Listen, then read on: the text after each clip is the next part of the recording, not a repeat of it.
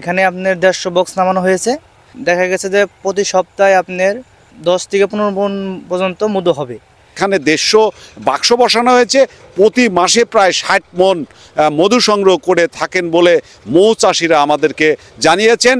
চলন বিল অঞ্চলে যেদিকে তাকানো যায় সরিষা ফুলের সমারোহ, এ এক অপরূপ দৃশ্য।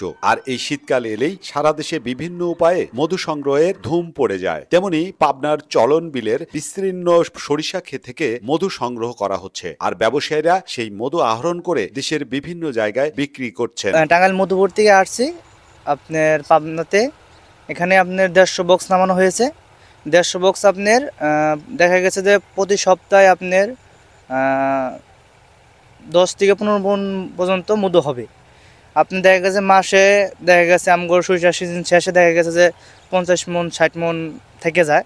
আমরা ভালো একটা লাভবানের দিকে থাকি। মধু আহরণকারীরা সবাই ব্যস্ত, কেউ বাক্স থেকে মধু বের করছেন, আবার কেউ কেউ বাক্স ঠিক করে দিচ্ছেন। এই মধু ব্যাপক চাহিদা রয়েছে। পাইকারি 13,000 টাকা মণ, খুচরা 500 টাকা কেজি দরে বিক্রি করছেন তারা। এটা বিভিন্ন কোম্পানি আছে, বিভিন্ন কোম্পানির যায়, এমন বাইরেও যায়, মানুষও খায়, জনগণও খায়। হামও দেখা গেছে যে সরিষার মনে আপনার 13,000 টাকা 14,000 টাকা মন যায়।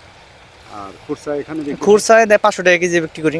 টাঙ্গাইল থেকে আসা এই মধু ব্যবসায়ী বলছেন, প্রতি বছরের মতো এবারও তারা চলন বিলে সরিষা ক্ষেতের মধু সংগ্রহের জন্য 150টি মৌ বাক্স স্থাপন করেছেন। আর এই 150টি মৌ বাক্স থেকে 7 দিন পর পর 10 থেকে 15 মণ মধু সংগ্রহ করছেন। 4 মাস আমরা মধু বের করতে পারবো। শস্য মাঠের পরে আমরা আপনার শরীয়তপুর মাদারপুরে ঢুকবো, ধনিয়া কালোজিরের মধু সংগ্রহ করবো। ওখান থেকে আবার পাবনাতে চাটমোহরের লিচু বাগানে আসবো।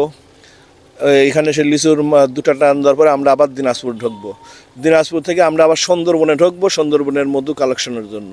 এবার সরিষার ফুল ভালো হয়, মধু আহরণ ভালো হবে বলে আশা করছেন তারা। বাজারজাতকরণের জন্য আগে অনেকটাই কষ্টে ছিলাম, এখন অবশ্য অতটা কষ্ট নাই।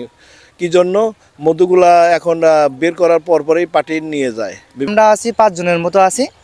মোটামুটি এতে দেখা গেছে যে আমগর ভালো প্রফিট থেকে যায়। চলনবিল অঞ্চলে প্রচুর সরিষা আবাদ হয়, আর সেই সরিষা খেতে মৌ চাষিরা এই মাছির বাক্স বসিয়ে এখান থেকে মধু সংগ্রহ করে থাকেন। চলনবিল অঞ্চলে উঁচু জমিতে ব্যাপক সরিষার চাষ হয়, আর এই সরিষার ফুল থেকে চলছে মধু আহরণ। মধু আহরণের জন্য স্থানীয় লোকজনের পাশাপাশি দিনাজপুর, সাতক্ষীরা, মাগুরা, নাটোর সহ বিভিন্ন স্থান থেকে মৌ খামারেরা আস্তানা গেড়েছেন এখানে। কৃষি কর্মকর্তারা বলছেন, লাভজনক হওয়ায় দিন দিন সরিষার আবাদের পাশাপাশি মৌ চাষিদের সংখ্যা বাড়ছে। সরিষার মাঠে মৌ চাষে কৃষক ও মৌ চাষি দুজনই সমানভাবে লাভবান হচ্ছেন, কারণ সরিষা ফুলে মৌমাছি বসে আর পরাগণ ঘটায়, ফলে ফলন ভালো পাওয়া যায়। দর্শক, আমাদের ভিডিওটির যদি আপনাদের ভালো লাগে তাহলে অবশ্যই কমেন্ট, শেয়ার করে আমাদের সঙ্গেই থাকুন। ধন্যবাদ সবাইকে।